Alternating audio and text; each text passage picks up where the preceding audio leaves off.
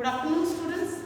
आज की क्लास में हमारा जो पीछे से चल रहा है वो क्या है, सूत निर्माण चल रहा है। तो सूत निर्माण क्या है, जो तुम्हारा जो टेक्सटाइल का जो सेकंड पेपर है वो क्या है, काफ़ी लेंथी है। यूँ माने तो दोनों ही क्या है, काफ़ी बड़े बड़े हैं।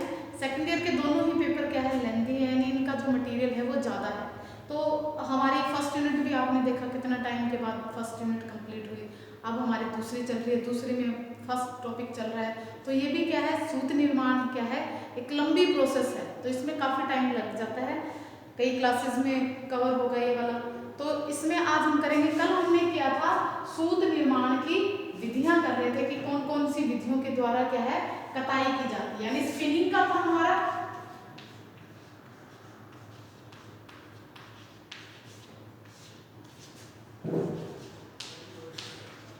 कताई का चल रहा है हमारा, कताई में हमारी स्पिनिंग चल रही है। स्पिनिंग में हमने बताया कितने प्रकार की होती है, 2 प्रकार की बताई थी। 2 प्रकार में हमने पहली बताई थी यांत्रिक, फर्स्ट हमने यांत्रिक बताई थी,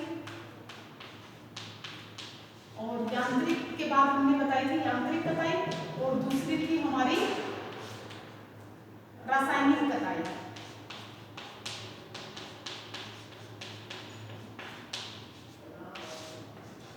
यांत्रिक कताई हमने कल की क्लास में कंप्लीट कर ली थी। यांत्रिक कताई भी हमने बताई थी 2 प्रकार की होती है। एक क्या बताई थी, परंपरागत बताई थी, और दूसरी थी वो कौन सी थी, परंपरागत के बाद में एक है सामान्य यांत्रिक विधि थी। जो पारंपरिक थी वो 2 प्रकार की थी, चकला और चरखा थी,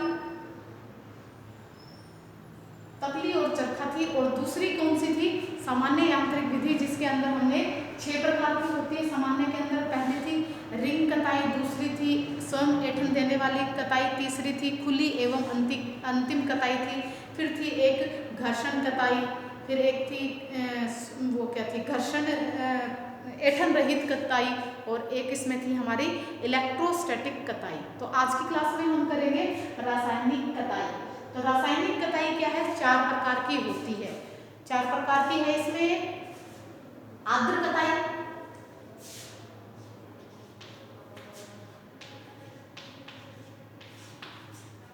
सबसे पहले है इसमें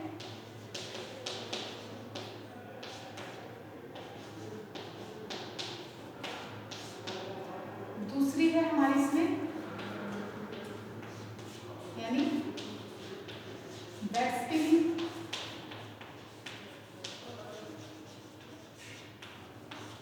दूसरी है आर्द्र और सूखी। पहली है इसमें आर्द्र कताई, दूसरी थी शुष्क कताई बोलेंगे इसको,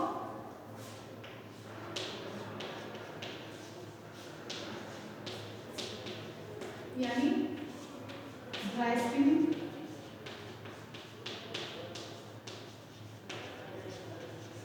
तीसरी है इसमें लिक्विड आ जाएगी, इसमें मेल्ट या लिक्विड बोलते हैं, मेल्ट स्पिनिंग बोलेंगे इसको।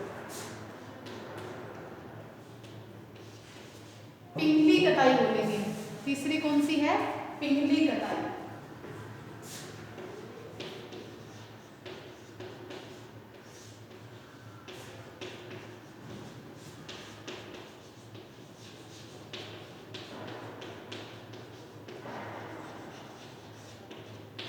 और चौथी है हमारी इसके अंदर बायो कंपोनेंट।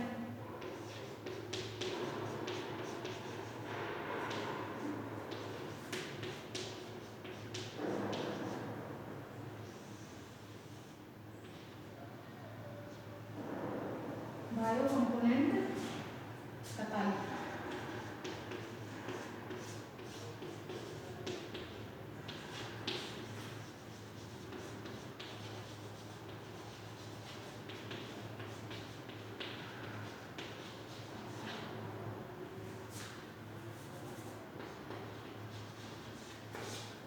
तो ये क्या है, 4 प्रकार की कताई होती है रासायनिक में, आर्द्र, शुष्क, पिंगली और बायो कंपोनेंट कताई। तो सबसे पहले हम बात करते हैं आर्द्र कताई, यानी नाम से ही पता चल रहा है, वेट यानी गीली कताई भी बोलते हैं इसको।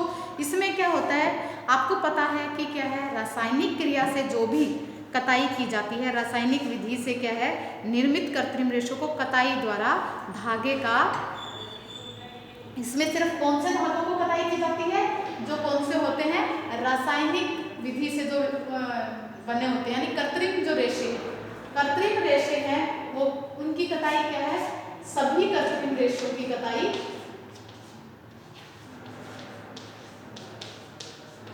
सभी कृत्रिम रेशों की कताई,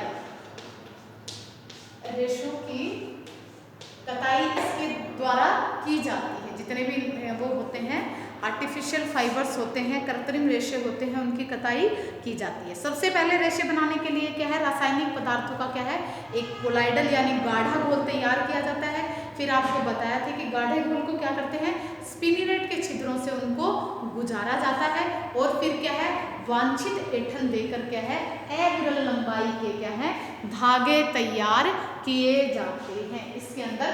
तो ये क्या है, इनसे नन्हे नन्हे रेशे फिर क्या करते हैं, लंबे रेशे तो वो होते ही हैं, छोटे रेशे अगर उनसे बनाने हैं तो उनको काट कर क्या है, छोटा कर लिया जाता है। तो इस प्रकार से क्या है, कताई की क्या है, रासायनिक कताई से क्या है, 4 प्रकार की विधियां उपयोग की जाती है। सबसे पहले है आर्द्र कताई। आर्द्र कताई मतलब क्या है, नाम से पता चल रहा है, यानी इसमें क्या होता है, रेशे को गीला किया जाता है। तो कृत्रिम रेशों के निर्माण हेतु अंतिम अवस्था में क्या करते हैं, जो बाकी सारे स्टेप के बाद में क्या करते हैं, अंतिम अवस्था जब होती है तो उसको क्या है, रासायनिक जो कोलाइडल घोल होता है उसको क्या है, स्पिनिरेट के छिद्रों से निकालते हैं, जिससे अविरल लंबाई के रेशे प्राप्त हो जाते हैं। अब इन्हें क्या करते हैं, धो लेते हैं। धोते क्यों है आपको पता होना चाहिए, क्योंकि इनके अंदर क्या होते हैं, केमिकल्स होते हैं, उन केमिकल्स को क्या है, धोकर निकाल दिया जाता है। तो क्या है, धोकर कताई की प्रक्रिया जो की जाती है वो गीली अवस्था में की जाती है, यानी रेशों को सूखने नहीं दिया जाता। तो इसीलिए क्या है, उनसे जो धागे तैयार होते हैं उनको क्या है, रील पर लपेट दिए जाते हैं, स्पूल पर लपेट देते हैं, तो उनको गीली अवस्था में ही उन पर लपेट देते हैं। तो क्या है, जो ये प्रोसेस हुई वो किसमें हुई, गीली अवस्था में हुई, तो इसलिए क्या कहते हैं, इसको आर्द्र कताई कहते हैं। इसी प्रकार बात करते हैं हम सूक्ष्म कताई की। इस विधि में भी क्या करते हैं, कोलाइडल जो गाढ़ा घोल होता है उसको तैयार कर लेते हैं और उसको क्या है, जो गाढ़े घोल को क्या करते हैं, आपको पता होना चाहिए, तो आपके टिप्स पे होना चाहिए, क्योंकि क्या है, स्टार्टिंग से लेकर अब तक क्या है, बार बार यही बातें दोहराई जा रही हैं कि कोलाइडल घोल होता है। कृत्रिम रेशों में क्या है, सभी में क्या है, आप कोलाइडल घोल बनाते हैं। पहले क्या है, उनके जो कच्ची सामग्री होती है वो सभी की अलग अलग होती है, लेकिन बाद की जो प्रोसेस होती है वो सेम होती है। सभी में गाढ़ा घोल जहाँ पे बन जाता है तो उनको सभी को क्या है, स्पिनिरेट के छिद्रों से निकाला जाता है। तो आपके टिप्स पे होना चाहिए कि भी क्या करते हैं स्पिनिंग से पहले, तो क्या करते हैं, इसमें शुष्क कताई में क्या करते हैं, इसमें गाढ़ा घोल तैयार कर लेते हैं और फिर क्या है, उनको स्पिनिरेट के छिद्रों से निकालते हैं। जब उनको स्पिनिरेट के छिद्रों से निकालने के बाद उनको क्या है, हवादार या भाप के अंदर क्या है, उनको शुष्क हवा में उनको छोड़ा जाता है, शुष्क हवा उनके ऊपर की जाती है, जिसके घोल का जो क्या है, वाष्पीकरण हो जाए और उसमें से क्या है, जो भी पानी है या एक्स्ट्रा कुछ भी है, इवेपोरेट होने वाला कोई भी चीज़ें, वाष्पीकृत होने वाली जो भी चीज़ें हैं वो क्या है, उड़ जाती हैं हवा में के संपर्क में आके और ठोस रेशा प्राप्त हो जाता है हमें, यानी जो उड़ने वाली चीज़ें होती हैं वो उड़ जाती हैं, सूखने वाली होती है वो हवा के संपर्क में आके सूख जाती है,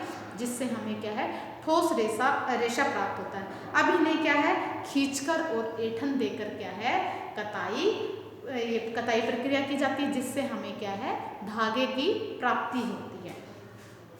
अब इसमें अगले में बात करते हैं हम, ये जो विधि है पिंगली कताई विधि, इस विधि से प्राप्त धागे का जो सर्वोत्तम उदाहरण है वो क्या है, नायलॉन है। इसका जो एग्जाम्पल है सबसे ज्यादा नायलॉन है। आपको बताया था, इसमें क्या किया था हमने, नायलॉन के अंदर हमने क्या किया है, आपको बताया था, क्या किया था, इसमें फ्लैक्स बनाए थे, रिबन के रूप में, रिबन थे, उनको क्या है, छोटे छोटे फ्लैक्स के रूप में उनको काटा था। जो फ्लैक्स होता है वो क्या होता है, ठोस अवस्था में होता है, जो क्या है,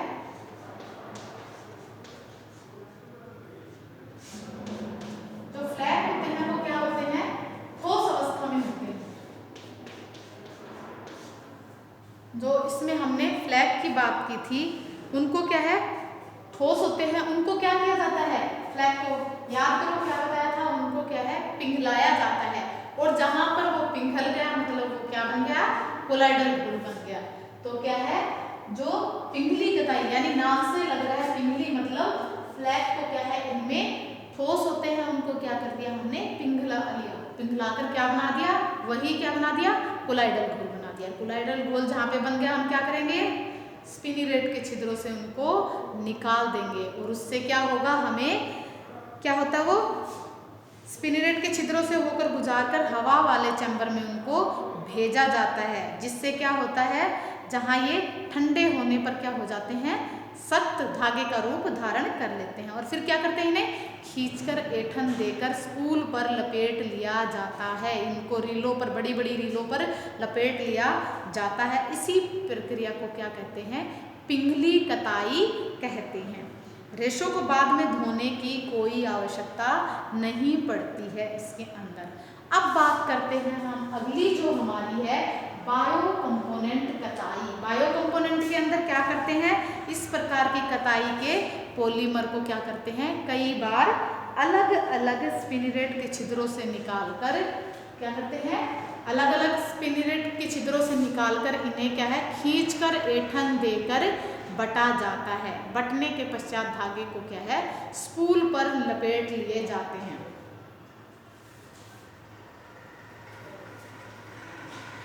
बायो कंपोनेंट में क्या किया जाता है, अलग अलग स्पिनिरेट में से इनको निकाला जाता है, स्पिनिरेट के अलग अलग छिद्रों में से इनको निकाला जाता है और क्या करते हैं, इनको फिर रीलों पर लपेट लेते हैं। तो इस प्रकार से क्या थी हमारी ये पूरी स्पिनिंग प्रक्रिया है। तो अब हम इसमें बात करते हैं, ये थी हमारी स्पिनिंग की, यानी धागा बनकर तैयार हो गया।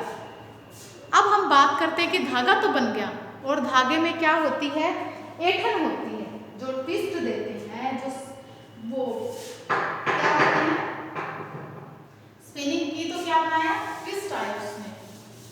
तो वो ट्विस्ट भी क्या होते हैं, धागे की उसकी प्रकार होते हैं, इसके ट्विस्ट के भी प्रकार हैं।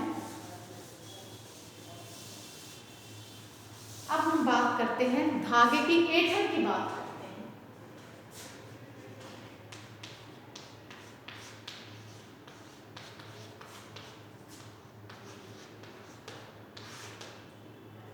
धागे की ऐंठन की बात करते हैं।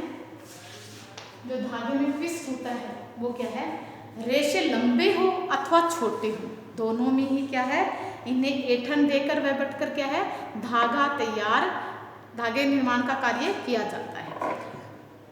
ऐंठन देने का जो मुख्य उद्देश्य है, सभी रेशों को क्या है, आपस में सटाकर बांधना है, जिससे उनके खुले सिरे आपस में लिपटकर अदृश्य हो जाए। यानी हम जब ट्विस्ट करते हैं, आपने देखा होगा जब तक क्या है, कॉटन की बत्ती बनाते हैं, उसकी कपास की, तो क्या करते हैं, दिया करने के लिए बत्ती बनाते, तो वो पहले अलग अलग होती है, आप उसको क्या हाथ में रख कर क्या करते हैं, उसको ऐसे ऐसे दे देते हैं, ये क्या कहलाता है, ट्विस्ट कहलाता है। ये भी क्या है, ट्विस्ट होता है, जिसको हम ऐसे करते हैं वो क्या ट्विस्ट है। आप देखना उसको ऐसे करते हो तो वो क्या हो जाता है, सभी आपस में रेशे एक दूसरे के चिपक जाते हैं, और चिपकने से क्या है, आप पहले उसको ऐसे अलग अलग कर सकते हो रेशे को, जब वो बिना ट्विस्ट होता है, और जब आप उसको बट देते हो तो आपने देखा होगा कि क्या है, वो रेशे को आप इजीली अलग अलग नहीं कर सकते। क्यों? क्योंकि बनने के बाद, ऐंठन आने के बाद उसमें क्या है, उसकी मजबूती बढ़ जाती है। तो इस प्रकार से क्या है, हम ऐंठन के द्वारा क्या है, ट्विस्ट के द्वारा क्या है, उनकी रेशों की मजबूती को बढ़ा देते हैं, जिससे क्या होता है कि रेशों की जो किनारी होती हैं, जो उनके किनारे होते हैं, वो आपस में उलझ कर क्या कर लेते हैं, मजबूती ग्रहण कर लेते हैं। तो वस्त्र की मजबूती, कार्यक्षमता, उसकी सुंदरता, उसकी कोमलता, उसकी बारीकी, ये सभी क्या करते हैं, उसके उत्कृष्टता, ये उसके धागे पर दी गई प्रति इंच ऐंठन, यानी इसको क्या बोलते हैं, टीपीआई बोलते हैं, इसको टीपीआई क्या बोलते हैं,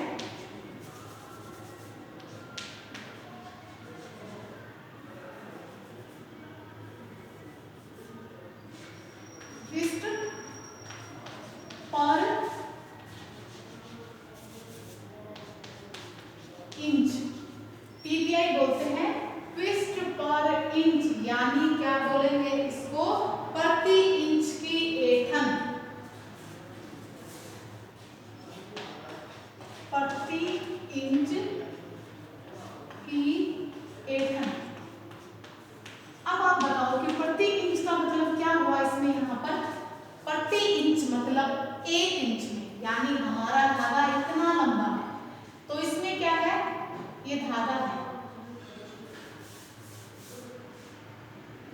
ये हमारा धागा है, और इस 1 इंच में, 1 इंच कितना होता है, इतना होता है, 1 इंच यानी कितना हो गया हमारा 1 इंच, ये 2 इंच, ये 3 इंच, तो 1 इंच के अंदर ये क्या होता है, ये इंच का सिंबल होता है कि इंच को ऐसे लिखने के बजाय हम क्या करते हैं, ऐसे करते तो समझ जाएंगे कि 1 इंच है इसका मतलब, यानी कितने के अंदर, 1 इंच के अंदर कितने ट्विस्ट हैं। धागे में क्या होती है, ऐंठन होती है, वो कितनी है, इतनी दूरी में कितनी ऐंठन है। किसी में क्या होती है, एक ही ऐंठन होती है, किसी में 2 हो सकती है, किसी में जैसे 2 हो गई, किसी में 3 हो गई, ये 3 हो गई, तो क्या है 1 इंच की दूरी में कितने ऐंठन है उसके अंदर। किसी में क्या है, बहुत ज्यादा होती है, कितने ऐंठन है उस इंच के अंदर वो हमें काउंट करने होते हैं। जिसकी ऐंठन ज्यादा होगी धागे की, वो क्या होगा, बहुत ज्यादा हो जाती है, अधिक ऐंठन। एक तो होती है बिल्कुल कम, एक होती है अधिक, और एक होती है बहुत अधिक। तो इस वाले में क्या होगा कि इसमें क्या होगा, धागे की मजबूती कम होगी, और इसमें धागे की मजबूती ठीक होती है। इसमें क्या, धागे की मजबूती भी ठीक होती है, रेशा भी क्या हो जाता है, बारीक सुंदर कोमल होता है। और इसमें अगर क्या है, हम आवश्यकता से अधिक ऐंठन दे देते हैं तो क्या होता है, रेशा क्या है, मोटा, इससे जो वस्त्र बनेंगे क्या हो जाएंगे, वो मोटे और खुरदरे वस्त्र बनेंगे। और क्या है, ज्यादा उनको ऐंठन देने से कई बार क्या है, धागे की मजबूती भी क्या है, कम हो जाती है। तो इस प्रकार से क्या है, अलग अलग इनको क्या है, ऐंठन दी जाती है। इस प्रकार ऐंठन वस्त्र के बाह्य स्वरूप के साथ साथ क्या है, आंतरिक स्वरूप जैसे कार्य क्षमता को भी प्रभावित करता है। ज्यादातर यह माना जाता है कि अधिक ऐंठन युक्त धागा है, धागे से अत्यंत बारीक सुंदर महीन वस्त्र बनकर आकर्षक वस्त्र और उत्तम कोटि के वस्त्र बनते हैं।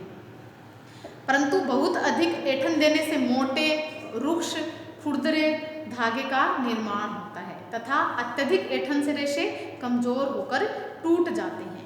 कम ऐंठन से मोटे धागे का निर्माण होता है, अतः ऐसे धागे से बने वस्त्र कमजोर होते हैं, क्योंकि ऐंठन द्वारा रेशे आपस में सटकर तथा बंधकर धागे को मजबूती प्रदान करते हैं। लंबे रेशे जैसे प्राकृतिक रेशों में रेशम तथा सभी प्रकार के जो भी मानवकृत रेशम है वो क्या है, लंबों के अंदर आते हैं, लंबे रेशों के अंदर आते हैं, को अधिक ऐंठन देने की आवश्यकता नहीं पड़ती है, क्योंकि क्या है, वो लंबे रेशे होते हैं, उनमें किनारे नहीं निकले होते। छोटे रेशे होते हैं, उनको अधिक ट्विस्ट देने की, ऐंठन देने की आवश्यकता होती है। छोटे छोटे रेशों को जैसे कि इनको अधिक आवश्यकता होती है, कपास को, ऊन को, जूट को, लिनन को, इनको अधिक आवश्यकता होती है। और जो भी स्पन यान होते हैं, यानी छोटे छोटे जो रेशे होते हैं उनको।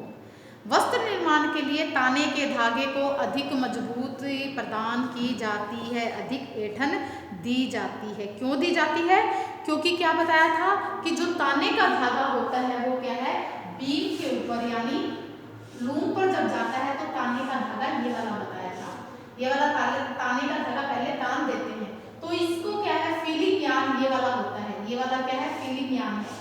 तो इसको क्या है, ये बाप है, ये वेफ्ट है, ताना ये ताने हैं और ये क्या है, सारे बाने होते हैं। तो ताने के धागे को मजबूती देनी होती है। क्यों देनी होती है, क्योंकि इसके बाद ये जब फीलिंग यान भरे जाते हैं तो इसके ऊपर क्या है, बार बार झटके लगते हैं और घर्षण लगता है, और घर्षण के कारण क्या है, वहां से रेशे कमजोर हो जाते हैं। इसलिए क्या है, इनको अधिक मजबूती दी जाती है ताकि ये क्या कर सके, झटकों को सहन कर सके। धागे की परख के लिए उसकी प्रति इंच ऐंठन देखी जाती है, यानी धागे को परखने के लिए प्रति इंच ऐंठन कितनी है उसको देखा जाता है। अब है जैसे कि निम्न ऐंठन युक्त जो धागा होता है, 3 प्रकार के धागे हैं इसमें। एक है निम्न ऐंठन युक्त,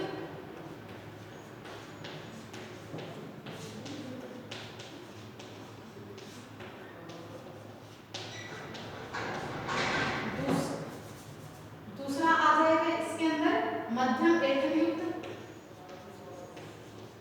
मध्यम ऐंठन युक्त, और तीसरा हमारा इसके अंदर आ जाएगा अधिक ऐंठन युक्त, ऐंठन युक्त।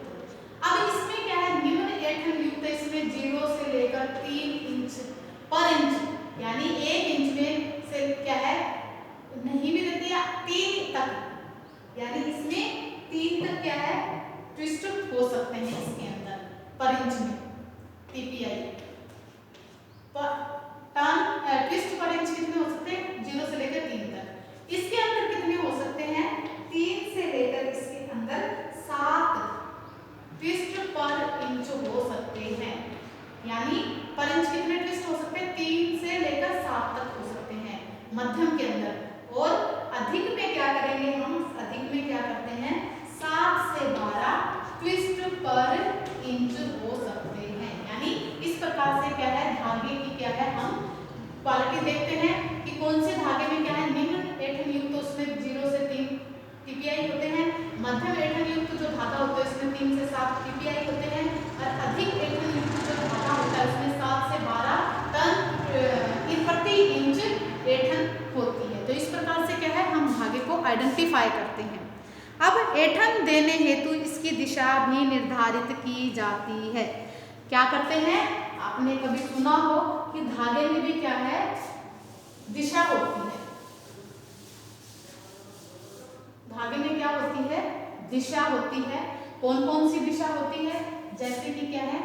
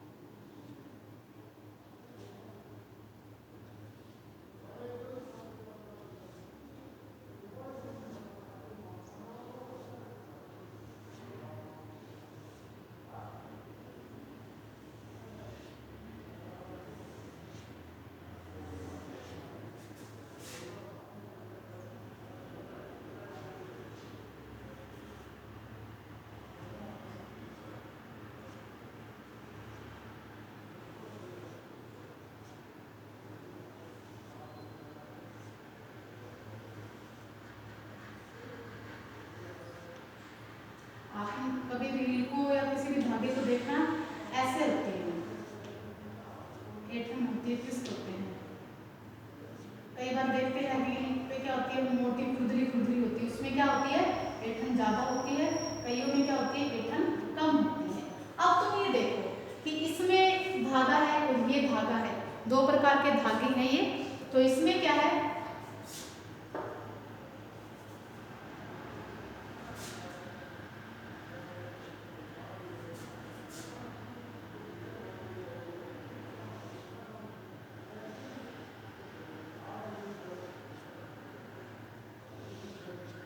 ये धागे। अब आप देख रहे होंगे एक इधर है और एक इधर है, यानी ये जो होता है ये कौन सा होता है, ये एस ट्विस्ट बोलते हैं, एस ऐंठन।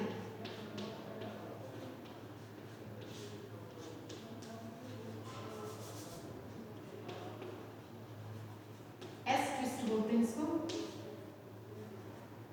और इसको बोलते हैं जेड ट्विस्ट।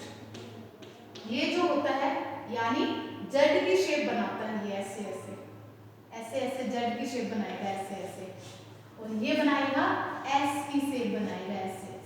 तो ये क्या है एस ट्विस्ट है, ये क्या है जेड ऐंठन या ट्विस्ट।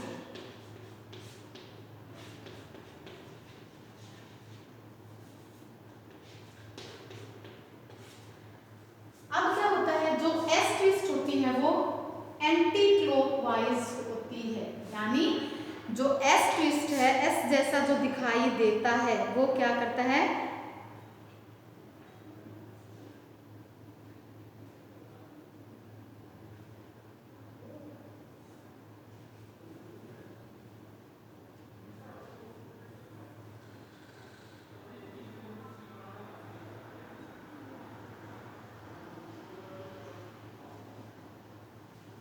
अब इसमें क्या करते हैं हम, दोनों को क्या है, ये जो है एस ट्विस्ट है, यानी ऐंठन देने हेतु इनकी क्या है, दिशा निर्धारित की जाती है। धागे में मुख्यतः दो प्रकार के ऐंठन आपको बताई, बाईं ओर ऐंठन या एस ऐंठन, यानी हमारे किधर की तरफ ऐंठन है, बाईं ओर, यानी बाईं ओर जो ऐंठन बोलते हैं, ऐसे है ये, ऐसे ऐसे, यानी बाएं हाथ की ओर जो ऐंठन है वो क्या कहलाती है, एस ऐंठन कहलाती है।